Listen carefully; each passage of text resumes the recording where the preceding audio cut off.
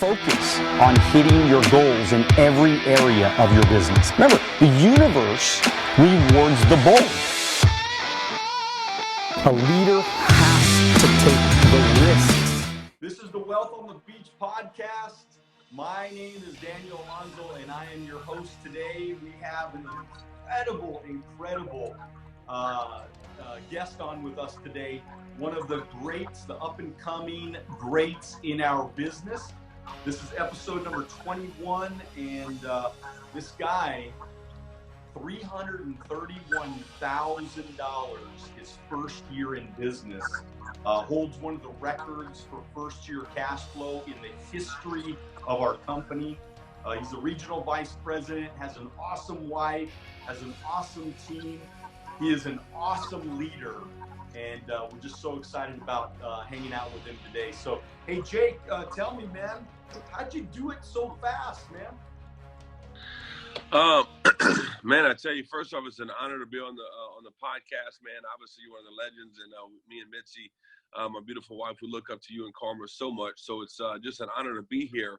But you know, it's really, I say as far as doing it fast, number one, I had to have a belief and a vision. Number one, I mean, when we went regional vice president, we called the company and asked what the record was. And when we found out it was 320, we said, okay, well, we're going for it.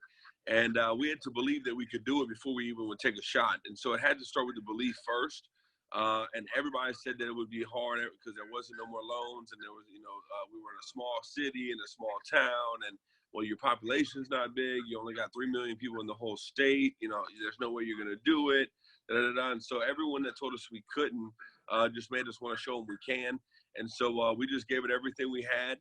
And we honestly just worked relentlessly for 12 months and did 9-day cycles, took off 4 or 5 days, 9-day cycles, took off 4 or 5 days, and just did it. And that 1 year, and of course I did exactly what most people unfortunately fall to. And I wish I would have took your advice and go 5 years hardcore straight.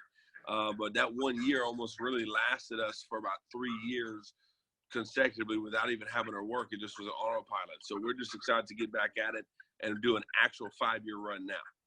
That's it, man. Well, hey, that's what you did was completely inspiring. And one thing that I tell people all the time is that this is an inspiration business. So you got to continue to inspire. You got to continue to grow. You got to continue to show people that it's possible. People got to know that it's doable. And so when I think about, so when you think about why a lot of people don't make it, what comes to your mind? I think number one, obviously, and you already said it, number one, I don't think they can. I think that's where it starts. Most people don't ever think they can accomplish it. We started the business at 21 and 20 years old. And so, all odds were against us. We weren't married. We didn't have references. We didn't come from, we didn't have degrees. We didn't have credibility. I actually moved to the city I'm in now a year before I started the business. So 2 years before I started the business. So it was like, I have a market. So I think a lot of people look at immediately all their circumstances and what they can't accomplish it versus I looked at it and said, you know what, I've got a ton of energy. I'm extremely focused. I work like crazy. I'm a competitive person.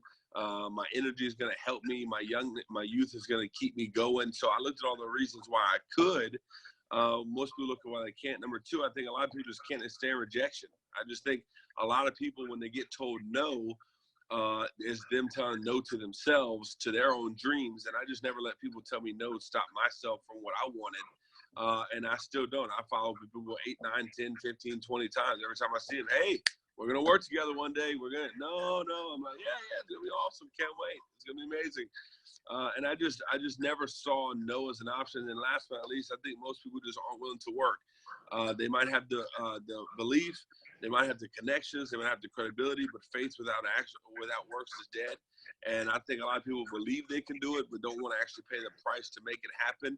Because I don't think, Daniel, that people see this as $1 million opportunity. I think people see business as, oh, well, I'm only, just part-time, spare time, and they never see it as this could be paying me $50,000, $60,000 a week if I really give it everything I got for the next 5 to 10 years. Love it, man. Well said. All right, Jake, let's talk about how it all started for you in life. I want to know. I always find out the journey, the story. How'd you grow up? Did you grow up in a wealthy neighborhood, middle class, poor? Where were you, man?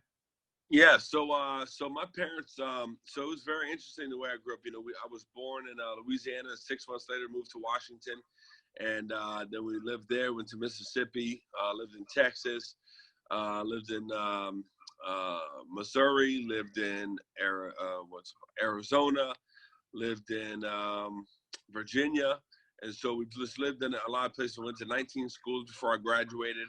My parents unfortunately got put in prison when I was 15. So they were moving around, bouncing around from the cops. They ended up picked up when I was in 8th, 9th, and 10th grade. And unfortunately, I had a father who was addicted to drugs at the time. And so I'm the oldest of 6 siblings. So it was me pretty much taking care of them, making sure that I stayed focused, and just kind of fell in the wrong crowd. Ended up fighting a lot. I had a chip on my shoulder, you know, why me? Why God? Why did I get these parents? And, you know, why is our life like this? Why do I always have to fight for food and all this? And so just kind of a poor me situation, not the way you're supposed to handle it, but that's just the way as young kids, that's what we blame everything else.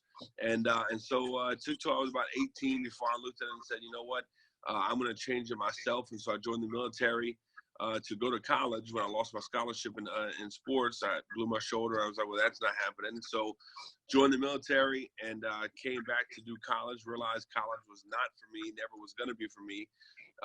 And so then ended up in business, and basically just took all the growing up on the streets and the hustle and the hardcore mentality, if I didn't work, I didn't eat mentality. I just put that in business.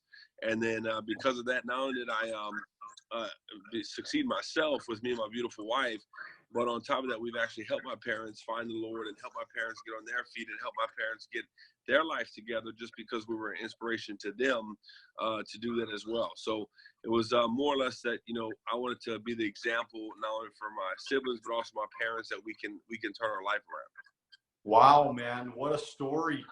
You know, it's every time I hear a story like that, it always gives me more hope that anything is possible, man. I mean, anything is possible. Imagine you coming from where you came from and today making hundreds and hundreds of thousands of dollars a year, have an incredible business, a pillar in your community, growing your company. One day will be a multi-millionaire. And how awesome is that, man? I mean, how does that Amazing, feel man. at 28 years old to know you've overcame so many of life's challenges, man? How do you feel about yourself today? Accomplished but not done. You know, it's all God. You know, it's I give him all the glory. I mean, if it wasn't for him, definitely wouldn't be here. But you know, and my beautiful wife, and just being able to provide for her, just I guess surreal, because it's still, you know, we still have so much goals left. We're not even close to done. We're not even close to I mean, we haven't scratched the surface of what we want to accomplish. And but it's amazing to know that if this is a starting point, is one hell of a point to start from. So absolutely, man. It's a great place to start, man. And what's amazing to me, what's awesome, is that you are where most people want to be at the end of their life. And right. you're what, 28, 29 years old, right? 28, just starting. 28 years old, and you are like just getting ready to go. So right. How awesome is that? Like I meet people that are 28 and they're like making 40 grand a year, and they're thinking they're done. They're like, man, I'm good. I'm good. I got everything I ever wanted. I got my benefits. I got my little house in the suburbs. And you're 28 years old making hundreds of thousands of dollars a year, and you're just getting started. You're just getting revved up for a great life. And that's the way it should be, by the way, because you, like you said earlier, it's the youth, man. You got youth on your side, man. And so good for you, Jake. Really, really proud of you, buddy. So who is your first real mentor, your first real coach that you had in your life? Bill Whittle. Okay. No question. Yeah. And so what was it about Bill that you saw as far as leadership, and, you know, what is it about him and why did you follow him? Well, one, our stories are very similar. He grew up pretty rough. I mean, grew up, and, you know, he was able to actually use his sports to get out, but he grew up, you know, in a poor family, you know, great family morals. The difference between our family, he had good parents, but they just grew up real poor in Indianapolis. So he kind of fought his way out of where he was and changed his circumstances. But more importantly, is just his lifestyle. Not with the money. I'm talking about with his wife. He's been married 43 years. You know, still in phenomenal shape at his age. Unbelievable kids, unbelievable grandkids, in church, and just honestly one of the most down-to-earth people I've ever met. You know, worth hundreds of millions and still one of the coolest people you could ever talk to. So when I saw that from a standpoint of, okay, you know, it's not just wealth, but it's wealth in all areas. He's wealthy in family, he's wealthy in his spirit, he's wealthy in his finances, he's wealthy in his health. And so that right there is where I say, you know what, this is someone I want to be like and emulate, not just in money, but in all areas of his lifestyle. And that's what really got me to want him to pour into my life, you know, for good.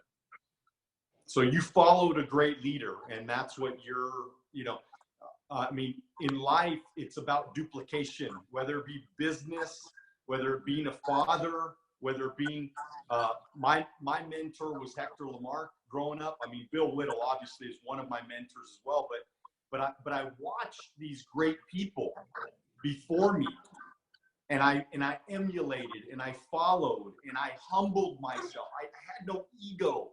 I was accountable, and it made all the difference. Do you see, like, Jake, you see a lot of people that especially grew up maybe not in the best circumstances, that chip on their shoulder, they never lose it. It's Yeah, they never lose. Ego, right? It's ego. Right. Right. And so do you think that ego keeps you broke? Oh, no question. Ego is probably the biggest, I'd say, defeater of wealth. I'd say, you know, so many people, you know, because you get to a point, and we all suffer from it. Everyone has a little ego. You know, in fact, Bill says, I have one of the biggest egos in the world when it comes to winning, but I have absolutely zero ego in how I'm going to win. Which means I will lower my ego to learn, lower my ego to talk to the normal person, lower my ego to talk to the, you know, the newest person in the room, ask questions. But at the same time, my ego is always going to be there as far as how I see myself and where I see myself and where I should be. But I think a lot of times people say they use ego to the extreme negative way of, well, I'm already where I want to be and no one can help me or teach me anything different. And the minute you think you know everything is when you know nothing. And so I just want to learn everything I possibly can. Awesome, man. You're a stud.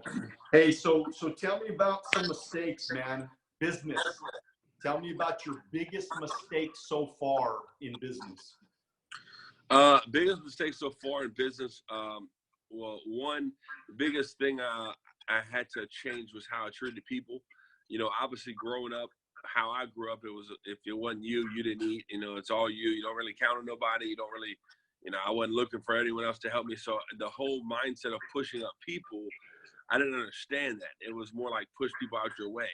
And so this business had to get used to people skills, had to get used to interpersonal communication, be able to make people feel what you feel, inspire people, not just tell people what to do. And so a lot of those traits I didn't have, so I had to develop that. But that's the biggest mistake I would make that I made was just let off the gas too soon.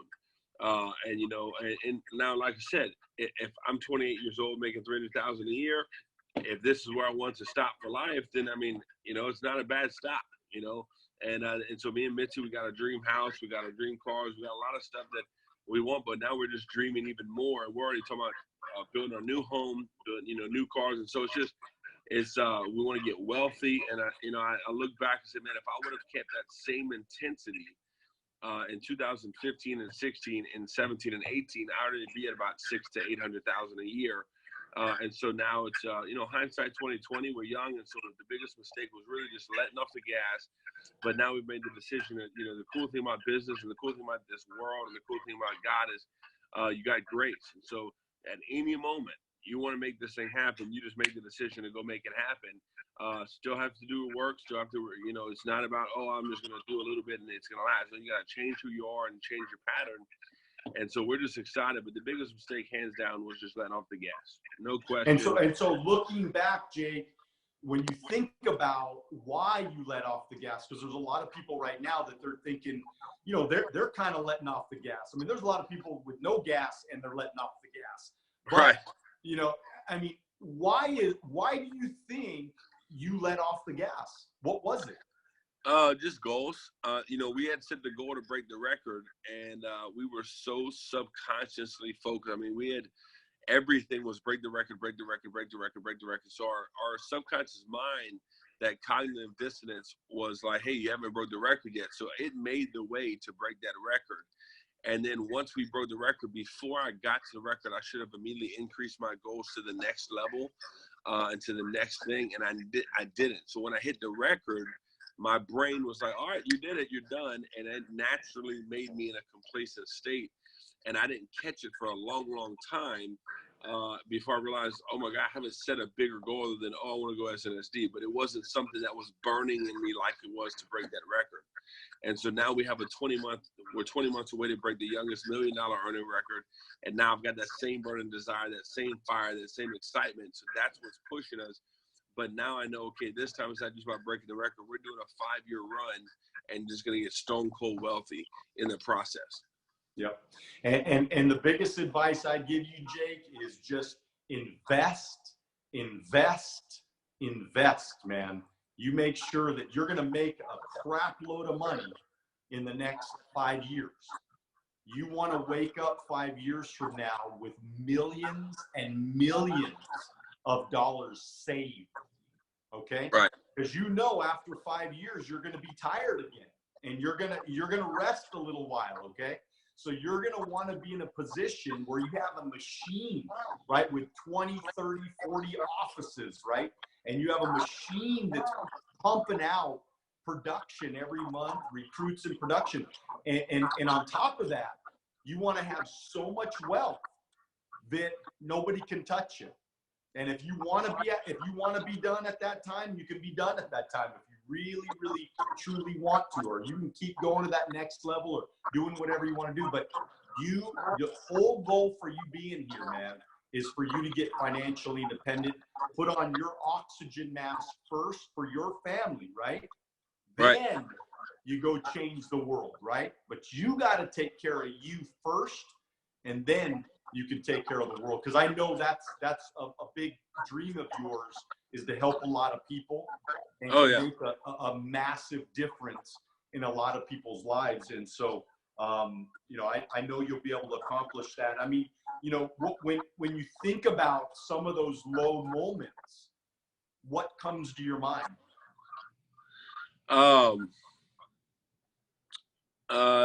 When you think of low moments, in what point? Meaning low moments and what comes to my mind, meaning how do I need to get out of this, or low moments, or what were there low moments? Yeah, I mean, were there low moments for you in your career? Oh, of course. I think I don't think no matter how much you do this business or how comfortable you get with rejection, when people leave, it does sometimes hit you. You've invested a lot into people. You've invested a lot. This is a person you built a relationship with. I think low moments, the only time I ever would really say I had low moments is, and not necessarily for me, but watching people give up on their own dreams, it always affects me. I'm like, man, I just don't see how people can give up on themselves. And so that part was tough for me in the beginning, not knowing how to save. We started getting mentors on how to invest and how to save and how to really learn, because naturally me and Mitzi both don't come from money. So we started getting all this money, and naturally, what do you want to do? You're young, no kids, no bills. We were spending a ton of money. I mean, we were like, and we had a blast. We don't live with regrets. I don't regret anything because I can now make a change to that. But if I say I would have changed anything, it was have a mentor in wealth earlier in the career. And so now we've went to a lot of people like yourself, like people that come in and saying, what do I save? Where do I save? What do I invest? And so now we're doing that. This year, we're going to save a ton of money and invest in other assets, et cetera. But I'd say the only low points was, man, you let off the gas and go, oh crap, I didn't have enough saved, like you just said. And so you have to check yourself going, okay, I need to make sure that this never happens again, because I'm going to be wealthy and I'm never going to have to deal with that again. So I'd say the two things is realizing you never saved enough, because I don't think you could ever have enough saved. And then also losing people that you really believed in them, that they didn't believe in themselves. I think that's the main thing. Yeah, I mean, and I think we all go through that, man. I mean, I look back at my career and I see so many people that gave up on themselves. But that, there was some low times for me. When you lose these relationships, you lose these people that you loved, that you cared about, man. I mean, you had dinners and you went on trips and you spent time just having deep conversations and connecting with these people, and they're telling you about their dreams and they're telling you about their goals, and you guys are excited together. And the moment they quit, that's it. They're done. They're going back to the land of average and ordinary. Yep. And that to me is a tragedy beyond anything that I can imagine. I mean, not only is it heart-wrenching for me, but just to watch them, man, go into that land of obscurity and in a place where, they're never going to hit those dreams. All those goals and dreams that they talked about, it ain't never going to happen because of their decision to give up on those dreams and to quit. And so, man, what a sad thing. What are you thinking about right now? I know something's going on in your brain. What are you thinking about when I'm saying that? It's just true. It's just, I'm thinking about, also, and, I've also had people leave, because, they say, God said, people are people are always in your life for either a reason, a season, or forever. And I think sometimes too, it's in a almost an enlightening way. Like there's been people that's left the business that I've taught that actually went off and opened their own businesses, that, their calling might have been architecture, their calling might have been construction, their calling might have been hair products, right? But they took the principles from Primerica and what I've taught them as a leader, as an entrepreneur, and they took that and they would open their own businesses. We have a friend that just bought basically a city block of real estate and owns now a restaurant and all that. And I was like, I left there and I said, and he looked at me when he was showing us around. He said, man, it's everything you taught me is what I am using to build this business. He said, it's unbelievable how much I'm learning. I mean, how much I'm doing that just comes natural to me because of what, working with you 2 years full time. And, I think about it, I say, because obviously it's not for everybody, but anybody can win in this business. Not everybody will, but it's like on the positive, it's like, now that you see the people who leave and go back to their boring, mundane jobs and be broke, but it's also kind of cool, and I'm sure you obviously way more than I ever have in your amount of time in the business, seeing people actually take what you taught them and do something else in their own passion and what they loved, but made it massive because of what you taught them. So it's almost like a catch-22 that I had to learn that, if God had put them in my life for me to teach them how to be number one in their space and own a business in their space, and that's what because obviously we need them in other areas. We can't have everyone in one business, or we wouldn't have a doctor or a mechanic. So if I empowered, equipped, and enlarged someone's thinking to go open their own thing and have their financially independent life, I'm good with that too. But it's just obviously 9 out of 10 is not the case. It's they just quit and go back to average and ordinary. But it is cool that the 1 out of 10 that you train go, man, because of you, I'm going to be financially independent just in another area, and then you have a big network, and your network I mean, all I can say about that is throughout my years. Now, what you're saying is right on. I mean, there are people that will take the information. I mean, I had a guy one time, he, went off and became a physical trainer, and he did well. But in all of these years, I mean, I honestly can tell you this, in all these years, it's very, very few. Oh yeah, very. And the reason why I believe that is because they made all of these commitments and they couldn't fulfill the commitments that they made with me.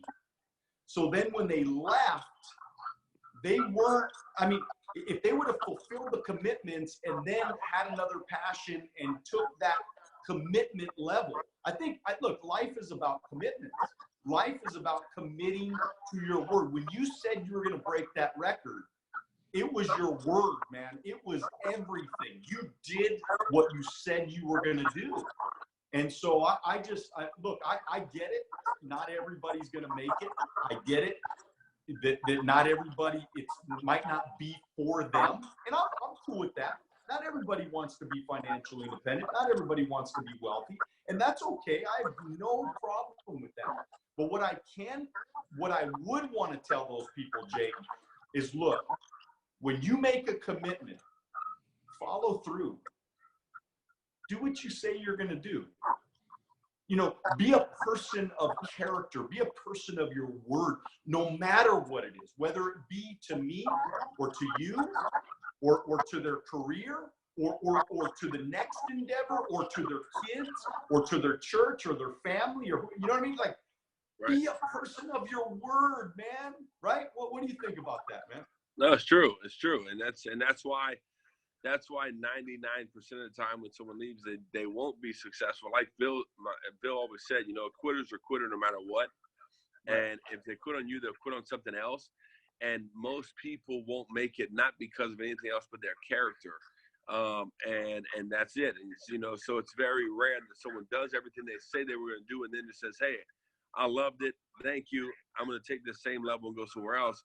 But it's just, all you can do is love on them, pray on them. And, if they come back, awesome. I'll still be here. I ain't going nowhere. I ain't going nowhere, man. That's another reason why a lot of people quit. Daniel, is a lot of people, every time someone quits on them, they let their dream quit with that person. And me, to be honest with you, I don't know if I'm just weird, but every time someone quits, it makes me fired up even more that I lasted more than someone else just did. So it's like, man, all right, I've had about 2,900 people quit, and I'm still here. So we're rolling. Let's get this thing going. Let's go, man.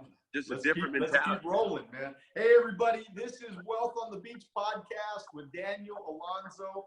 Our special guest, man, this guy's a master builder in business. His name's Jake Fruge, and just so excited that he's on with us today. So how does it feel right now, man? I know we talked a little bit about, building your business, but I mean, how does it feel to be in a position right now with your mentality, with the information that tell us about like kind of your goals, long range, where you're going with this thing and where you see it 10 years from now. How does it feel being 28, knowing all that? Yeah, it's, once again, me and Mitzi, we started making our vision boards and we started, redoing our dreams and our goals for the year. And, it's just insane because the things we can even say we want and we want to accomplish aren't weird. It's not something that's far-fetched for us because of what we know we can accomplish. 5 years ago, I actually had all my goals. I had my top 5 goals every year. And I found some from 13, 14, and 15. And the top 5 goals then, compared to the top 5 goals I'm making now, are like an astronomical difference. Awesome, in 2014, one of them was I just want to pay off, get out of debt, and I want to lease a house by the end of the year. Then one of them was I want to save 10 grand. And now I want to save 250,000 this year. It's right. I want to own 10 properties by the end of the year. So a lot of the goals we have are just insane. Basically by the end of next year, I want to have a driver. I don't want to drive ever again. I can't stand driving. So I want to get a full-time driver. We have a ton of, I'll just open a real estate investment company on the side just to be able to take the assets and buy properties and buy different, investment properties. I want to be able to, me and Mitzi both want to be able to open charities and, be able to give, maybe do nonprofits. We want to build our dream home, in the next 5 to 10 years. We want to build a massive dream home, and we just stick with it, a bowling alley. I want the whole works, the bowling alley. I want a movie theater. I want everything. We were actually talking yesterday. I told her I want to get a helicopter. In the next 4 to 5 years, I want to have a helicopter just because of traffic and just if I'm going to be all over the country, I want to fly to my offices. And so right now we have licensed agents in 5 states, but the next 5 years we want to be in 25 states. And so my end goal is to have an office in all 50 states. That's my end goal, is I want to have at least a location in all 50 states and in Canada. And so that's just where my head, so it's just fun to think of where we're at now and where we're going to be in 10 years. So we want to be in 10 states just by the end of this year. And so the goals are just astronomical. Obviously, we want to make $1 million a year in 2020 so we can break that record. We have 20 months to do that. And in 5 years, we want to be at 2 million. And then we want to be the fastest person to the 5. And so our mentality is get to 5 as fast as possible and then figure out what God wants us to do at that point. Awesome, man. Exciting, man. So tell us, what's your daily activity? Every day, man, you get up in the morning. What do you do? How do you maintain that? I mean, because you're going for a huge goal right now. So how are you doing that? Yeah. So when I was in the creative stage, obviously, which is the stage you want to live in, when I was in the creative stage and the going for the record stage, my daily activity was exactly what it's going to be now. But, it's because it's funny. I mean, obviously, we both know this.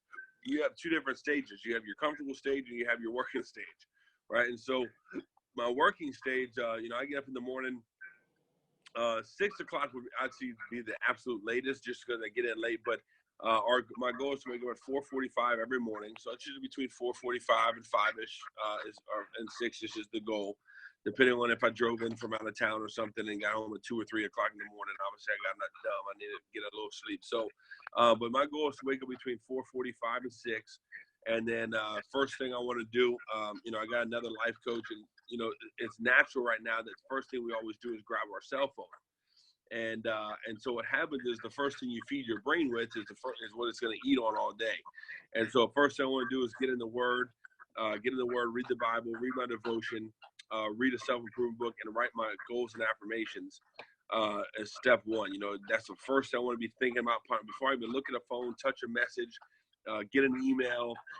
Basically, the way I heard it was you already know the bad news is coming. You already know you might have that person quitting. You already know you might have a chargeback. You already know you might have a policy drop. But if you armor yourself with positivity before you check your phone, it doesn't mess your day up. Versus first thing you do is get on your phone and your whole day's messed up because you're pondering on that one mad moment. And so get that done. Then I get to the gym, go to the gym or the office, but if it's an off day. And then when I get to the office, first thing we do is meet with our team leaders, talk to them, see what their day's looking like, meet with my office manager, see if there's anything I need to do with different clients or different agents in other states, any updates I need. And then at that point, when I'm in grind mode, if I'm not on an interview, I'm prospecting or making an interview. So it's 100% of the time. If I don't have an interview at the office, I'm either doing an interview or setting another appointment. If I don't have any numbers to call, which is like very rare because I'm a prospect maniac. If I don't have numbers to call, then I'm immediately leaving the office and going prospect. I don't like living at the office if there's nothing to do. A lot of my people always say, well, how are you at the office all day? You must not have nothing going on. But I have stuff going on all the time because I'm just constantly filling that pipe. And so prospecting, my goal when I'm grinding is 5 numbers a day, 3 to 5 numbers a day minimum, like minimum. If I want to do a madman cycle, I do 10 numbers a day for 30 days just to get a ton of activity in a short period of time. And then go to lunch if I want it, which I usually don't. But if my wife's at the office, I always want lunch because that's what you do if you have a wife. So I'll make sure I do that. And then after that, we go straight to those appointments and knock out those appointments. If I don't have appointments, I'm prospecting or making calls. And then Saturday and Sunday, I treat as one day. So Saturday, I work to about 5 or 6. And usually what I do is, realistically, my Monday and Tuesday is my weekend. It's so funny, Daniel. Most people want to take off the weekends all the time. And what I don't understand is I used to work in retail. And so in retail, the weekend was our money days because everyone's off of work. So if everyone's off of work and you're at work, you're going to have your work open to have more business. And you look at hairstylists, they're the same way. They work Friday, Saturday, but they're off Sunday, Monday. Why? Because no one's cutting their hair. So I do the same thing Where my Saturday and Sunday, I try to book up the most appointments possible on Saturday and Sunday while everyone's sitting at home doing nothing. And on Monday and Tuesday, I go do my fun stuff, golf, shop, hang out, do the date nights. Why? Because that's when everyone's back to work. I don't need to work. They're working. They got a job. I don't. And so that mentality is, but I work till about 5. If I'm not, if I've hit my goal Monday through Friday, I work till 5 and then take a date night. If I haven't hit my goal, I work all night Saturday. And then on Sunday, if I'm on track for my goals, I'll do family time, church, lunch, etc. till 3, and then get out on appointments and start making calls. If I'm not on track for my goals, I'll go to church at early service, and then I'm on appointments at 11 o'clock all day. And that's pretty much what I do. Awesome, man. Wow, man. This is incredible, everybody. You have just heard from one of the best minds in business today. This guy works through some incredible 9-day cycles. So this 9-day cycle thing, this is how you did it, right? I mean, just massive 90 days. 90 days. 90-day cycles. Take off a few days, relax or kind of regroup a little bit, right? After refresh, recharge. Recharge, whatever. Take a little weekend off or something like that. Boom, you're back at it for another 90 days. Just 90 days. Don't let up for 90 days, everybody, okay? So that means that January, February, March, man, we can't let up. We gotta go nuts for 90 days and pay that price. And it always helps having something already at the end of the tunnel waiting. So like I'm gonna make sure after the leadership conference, all the knowledge we're getting here in Atlanta, we go home tomorrow, and then Friday, and I'm already gonna get on the computer and pick a date and a weekend and book a trip in April. To where I already have something where January, February, I'm working knowing, okay, don't take off work. I've already got a vacation plan. I'm going, and we're already going to the Dominican Republic in February.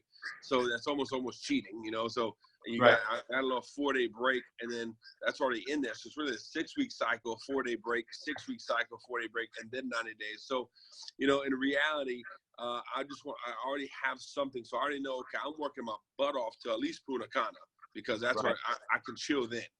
Right. And then when I get back, I'm going to have my next date. Might even be in May, because I'm already going to Punta Cana in February. I'll put one in May to where me and my wife are looking. Wife says, okay, you know why I'm working hard. I know why you're working hard. We're working hard because we're going on this trip this time, and we're going to work till then and then deserve the trip versus not hitting any of our goals and still going on the freaking trip and getting debt.